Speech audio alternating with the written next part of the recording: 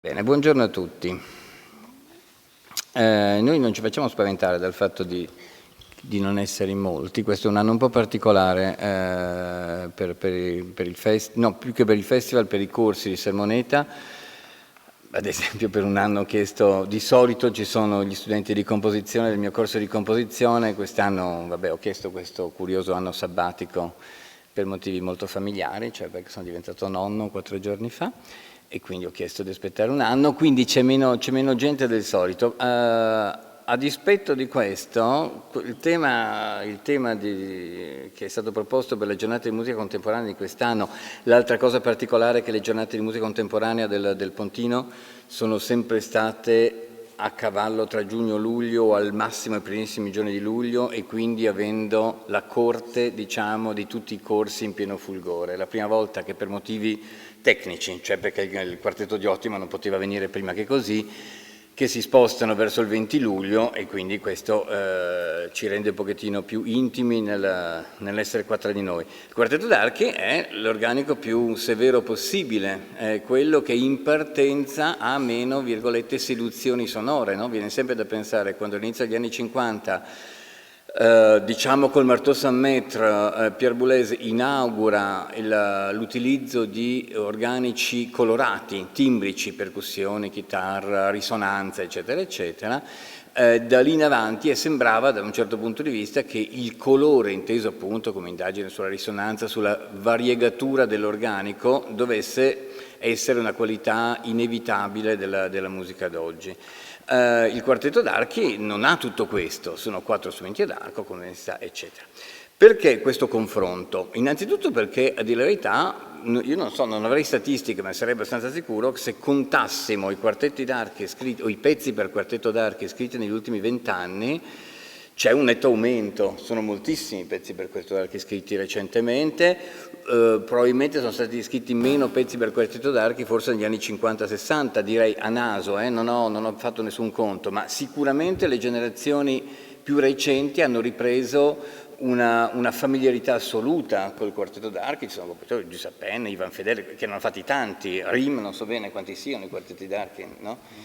Ecco, 14, ok. Manca uno e poi abbiamo raggiunto Beethoven, insomma, spero che faccia anche il 15°, la sua opera 135. Quindi vuol dire che c'è addirittura un interesse crescente per questa strumentazione. Da una parte c'è l'organico molto severo, dall'altra parte attenzione, perché un autore cardine da questo punto di vista è Lachmann, che quindi su questo organico ha imposto una certa indagine sul suono. Dall'altra parte c'è la musica d'oggi, soprattutto quella delle generazioni, faccio ancora più così perché è ancora più giovane qualcuno al di là e al di qua, credo anche, una generazione che sta indagando sempre più il suono a 361 gradi, cioè esplorando anche regioni impensate o impensabili fino a pochi anni fa. Quindi, qual è questo cortocircuito tra la più classica delle strumentazioni e l'esplorazione sonora dell'oggi? Come si sposano? Come ciascuno ha vissuto o vive questo confronto? Come lì dentro trova stimoli a tutt'oggi per comporre, per portare a sé e per poter vivere il proprio linguaggio? Questo era un po' il centro dell'argomento di oggi. Qui intorno ci sono musicologi, strumentisti, insomma varie categorie, compositori eseguiti, compositore eseguito perché io faccio il moderatore oggi, quindi non c'entro niente con l'esecuzione, compositori che hanno scritto per quartetto d'archi, e quindi penso che la cosa più bella sia, non so, forse incomincerei proprio se non sono cattivo, esatto, se non ti dispiace essere il primo, visto che sei l'autore eseguito, sarebbe molto bello che ci parlassi a modo... Tu puoi fare quello che vuoi, naturalmente vedo che c'è la partitura, quindi questa è piuttosto una platea tecnica. No? C'est une pièce, je savais depuis longtemps que j'allais l'écrire, et j'ai eu vraiment le temps de l'aborder très largement. J'ai d'abord écrit les 2 premiers mouvements, et puis j'ai repris ce que j'avais fait pour pouvoir le développer plus longuement. la question que je me suis posée n'est pas seulement, comme vous évoquiez tout à l'heure, quel nouveau son je peux produire avec un quatuor à cordes, mais aussi quelle nouvelle musique et façon d'aborder la musique je peux imaginer pour le quatuor à cordes. Et quelle relation peut avoir cette musique que je crée avec le monde, ou avec la réalité qui est au-delà du quatuor et au-delà de la musique. Et donc j'étais parti de cette idée d'intégrer... Je vais essayer un photographe aveugle qui a... C'est un photographe aveugle qui prend des photos comme un témoignage, comme une preuve qu'il vit ce qu'il vit, même s'il ne peut pas le vérifier lui-même. Et donc j'ai voulu de même intégrer des éléments extérieurs à ma musique dans la musique, comme pour rendre évident ce côté témoignage, ce côté preuve du monde qu'est la musique et du moment où on vit. Donc dans 3 des mouvements, le premier est pour le premier et le deuxième, je suis parti d'articles de presse. Donc le premier, c'est la disparition du rhinocéros blanc en Afrique. Le deuxième, c'est l'arrivée à Pluton d'un vaisseau spatial de la NASA qui prend des nouvelles photos. Et le dernier mouvement, il est habité par des sons constants, des rifiuti, des suono, comme des sonneries des portables, des musiques pop, des musiques dance. Et donc l'idée est que tout ça ne vient pas seulement parasiter la musique, mais vient la faire, vient la créer, vient créer une musique autour de tout ça. Donc le quatuor à cordes devient un peu un appareil photographique. Il est habité aussi des sons d'un appareil photographique. Et ce que je m'étais dit, c'est que dans ce contact entre ce qu'on est et ce qu'on n'est pas, ce qui est au-delà de nous, on n'est plus juste, c'est là qu'on se découvre. Quand on reste dans soi, comme dans une coquille, on ne peut pas se connaître parce qu'on n'est pas confronté à quelque chose qui nous met en danger. Mais dès qu'on essaie de sortir de ce qui est du point où on se connaît, c'est là qu'on devient juste, c'est là qu'on voit les réflexes qui se mettent à l'œuvre et qu'on peut travailler différemment. Le premier mouvement, donc, j'ai essayé de recréer par des moments des sons d'instruments africains qui ne font pas du tout partie de ma musique. Et que j'ai invité dans ma musique, mais non pas comme un élément extérieur, comme un ovni qui arrive et dont on ne connaît rien, mais comme un élément qui va faire interagir aussi des sons typiques d'autres pièces de moi, une exploration du son, comme je l'ai fait dans d'autres pièces. C'est-à-dire cet élément va déployer autour de lui tout un univers qui lui est propre, mais où je m'étente, où j'explore des situations que je n'ai pas vécues avant. Le deuxième mouvement, on pourrait parler presque des clichés science fiction. C'est cette histoire de la NASA qui arrive à Pluton et prend des nouvelles images, quelque chose qu'on n'avait jamais vu. Dans le premier mouvement, la disparition du rhinocéros. Le deuxième, l'apparition d'une image qu'on n'a jamais vue. C'est un peu le pile et le face de la création. Ce sont des sons qui partent vers l'aigu constamment, comme un vaisseau qui se déploie. Et mon idée, c'est pas de même explorer ce cliché science fiction comme si c'était un thème donné, un thème pour faire une variation avec. Il y a aussi un deuxième élément importé qui est un moment du deuxième quatuor de Schoenberg, quand la soprano dit « Je sens l'air d'une autre planète », Pluton à l'occurrence. Et j'ai juste pris la partie du quatuor et l'harmonie, la tension harmonique, et je l'ai développée avec cet élément de science-fiction, comme si l'un était l'autre, et on ne pouvait pas vraiment discerner lequel est lequel. Finalement, le troisième mouvement est une sorte de jardin intérieur où on peut redevenir soi-même et évaluer cet échange qu'on a tenté vers l'extérieur, un moment de calme aussi, dans un quatuor qui est plutôt agité, qui est plutôt dans l'échange. Et Et le quatrième mouvement, comme je disais, j'ai cité beaucoup de choses, mais les citations sont à la fois données et enlevées, puisque toute l'harmonie est transformée par des mouvements microtonaux qui font plus difficile à reconnaître les objets qui sont donnés.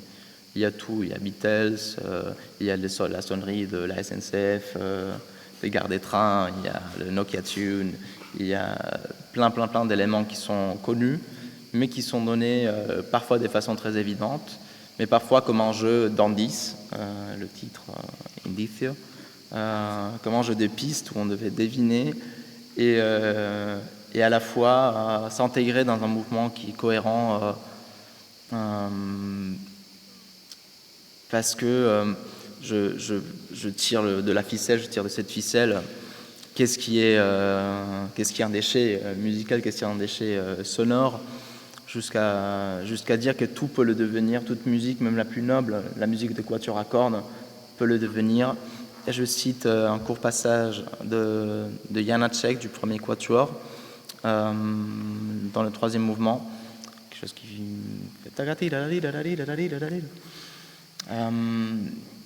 qui est un objet en soi, qui n'est pas forcément reconnaissable, mais qui veut dire cela, un objet très noble peut devenir c'est son motif accéléré et à l'extrême, et le même objet détourné de son écoute peut devenir un bruit, peut devenir étranger de lui-même.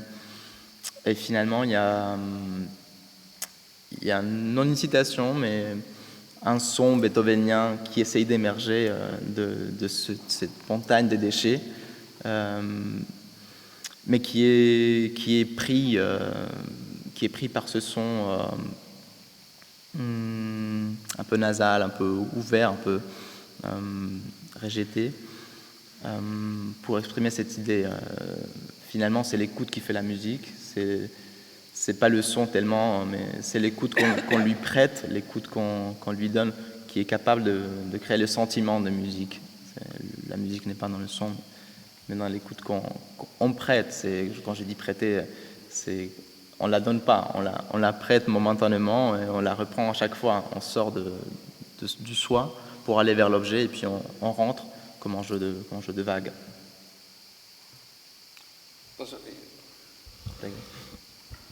Posso farti un paio di domande? Prima un commento. La descrizione che hai fatto dei 4 movimenti, semmai forse mi è leggermente meno chiaro il terzo movimento, però dicono già almeno 2 cose. La prima cosa, effettivamente, perfettamente in coerenza con quello che si diceva sul che cos'è il quartetto d'archi, che cosa può essere oggi il quartetto d'archi. Tutto quello che hai detto dice che hai utilizzato il quartetto d'archi quasi come un elemento neutro che può assorbire e trasformare elementi provenienti veramente da sorgenti molto diverse, non solo diverse perché sono diverse le cose, ma sono diverse qualitativamente. Cioè, ad esempio, nel primo movimento tu dici, poiché ho immaginato di partire da un articolo sulla scomparsa del rinoceronte bianco, allora, in questo caso, il tuo elemento è un elemento metaforico, cioè prendo dei suoni, virgolette o senza virgolette, africani, giusto? Cioè alludo a una cultura. Se non è giusto, dillo. Sì, può andare? Sì, sì. Quindi è un elemento musicale di un'altra cultura, lontanissima dal quartetto d'archi, inteso come occidentalissimo, e lo riporto nel quartetto d'archi, poi tutti noi vedremo come l'ha inserito. Nel secondo caso, nel secondo movimento, a dire la verità, il rapporto è molto più mediato, nel senso che oggetto che appare, fotografia della NASA di qualcosa di mai fotografato, quindi apparizione. Il legame è un legame quasi, come dire, è assolutamente indiretto. Tu dici suoni che vanno verso l'acuto, ma chiaramente suoni che vanno verso l'acuto può riferirli a tutt'altro che a questo. Tralascio il terzo movimento perché dovrei chiedere esattamente, non ho capito esattamente qual è il tipo di legame. Il quarto movimento è un'altra cosa ancora, un altro rapporto ancora con l'esterno, e cioè porto nel quartetto, trasformati come si vuole, suoni della quotidianità, mi va bene la suoneria del ponte. Ultima cosa che faccio notare, il fatto che il quartetto tu l'abbia usato come elemento neutro ma anche come una spugna. Tu sai cos'è una spugna? Sponge? Ah, un'éponge. Éponge. Perché dentro questo quartetto mi hai nominato Schoenberg, l'opera 10 numero 2, no, il secondo quartetto, opera 10, sì, scusa, numero 2 opera 10, contrario. Mi hai nominato Janáček, hai anche nominato Beethoven come no? Quindi diventa veramente una... Com'è? Éponge, vero? Spugna, éponge, che è in grado di assorbire, ma proprio forse perché è neutro lui, di assorbire... È un modo corretto di... Si, mais je ne dirais pas que la présence de Janáček ou de Beethoven relève de l'éponge, mais Janáček et Beethoven sont le quatuor lui-même. Enfin, les autres objets, c'est des objets absorbés, mais pour moi, oui, Janáček, Beethoven, c'est l'identité du quatuor. Et dans ce sens-là, il n'est pas tout à fait neutre. Ce que je trouvais neutre, c'est l'espace mental qu'on peut créer avec. J'ai parlé de caméra photographique, mais c'est aussi un espace mental, un espace où l'égalité des timbres des quatre instruments, aussi la diversité qu'on peut créer avec des modes des jeux, bien sûr, mais cette homogénéité de timbres et en même temps cette multiplicité peut créer un espace mental, un blanc qu'on peut remplir des images qu'on veut. Après, je ne me suis pas empêché de laisser sortir ces fantômes qui habitent le quatuor, parce que c'est comme j'ai parlé d'aller vers l'autre, on y va du point où on en est. Le quatuor à cordes va vers la réalité depuis le point du quatuor à cordes, c'est-à-dire depuis son histoire et depuis le poids que la musique historique a sur cette formation. Soltanto è il primo quartetto d'archi che hai scritto, tu sei giovanissimo, è il tuo primo quartetto d'archi o ci sono altri? Ho scritto... pardon. Oui, non, c'est bien de faire la question en italien. J'avais fait un premier quatuor pour Diotima il y a 3 ans déjà. Ah ouais. Et j'ai écrit un quintet avec voix pour eux aussi, qui a été créé à Royaumont en 2014. Très jeune. Mais non, mais c'est important, ça signifie que tu as une fréquentation très fréquente, tu aimes cette sorte d'instrumentation. Je m'y sens très à l'aise, c'est une formation dans laquelle je sens vraiment qu'on peut tout faire. Ouais. Ça tient aussi probablement à la qualité des interprètes, mais je sens vraiment qu'on peut toujours poser les questions justes et les porter au degré les plus lointains que la musique permet. Visto che c'è un precedente quartetto, la curiosità è di vedere quali sono le differenze che ti sei posto, sia dal punto di vista tecnico, visto che ci sono molte particolarità tecniche che hai introdotto in un quartetto che ascolteremo stasera, che ci hai descritto, e qual è stata la trasformazione del tuo approccio dalla prima esperienza alla seconda? Per noi è sconosciuto il primo quartetto, certo. Ci dai qualche chiave di lettura della tua esperienza? Je pense que le premier quatuor était vraiment une exploration de l'outil, comme quand on nous donne quelque chose qu'on n'a jamais vu, on va le tourner dans tous les sens, on va le presser, on va essayer de voir ce qu'on peut en tirer. Après, une fois qu'on connaît l'outil, on peut lui poser des questions, on peut l'intégrer, on peut le confronter à une autre réalité. Et le premier est plus un quatuor à cordes dans le sens où les questions que je pose au quatuor à cordes sont liées aux cordes et sont liées au quatuor, sont liées à le fait d'être 4. Dans cette pièce, ce sont des questions plus générales que j'ai explorées. ça compte bien sûr pour beaucoup que ce soit un quatuor à cordes dans l'identité sonore, dans le poids historique, dans l'homogénéité du son, comme je disais. Mais les questions que je pose, elles sont générales à la musique, et générales à l'art même, je dirais, puisque le 4e mouvement est un hommage à Rauschenberg, un sculpteur américain qui se pose ce même type de questions liées, mais qu'il répond avec les moyens qu'il a sous la main, pour des moyens plastiques dans son cas, mais que j'essaie d'interroger musicalement.